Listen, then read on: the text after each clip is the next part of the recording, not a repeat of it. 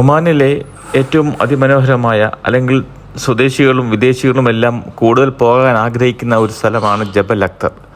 ആ ജബൽ അക്തർ പലർക്കും പോകാനുള്ള ആഗ്രഹമുണ്ട്. പക്ഷേ തടസ്സമെന്ന് പറയുന്നത് 4 വീലാണ്. 4 വീൽ വാടകയ്ക്ക് എടുക്കുമ്പോൾ അല്ലെങ്കിൽ റെന്റിന് എടുക്കുമ്പോൾ ഭയങ്കര എക്സ്പെൻസീവ് ആകുന്നു. അതുകൊണ്ട് പലർക്കും അഫോർഡ് ചെയ്യാൻ പറ്റുന്നില്ല. പക്ഷേ നിങ്ങൾ സലൂൺകാരാണെങ്കിൽ പോലും നിങ്ങൾക്ക് ജബൽ അക്തറിൽ പോകാൻ പറ്റുമെന്നുള്ളതാണ് ഞങ്ങൾക്ക് മനസ്സിലാക്കിയ ഒരു സംഭവം.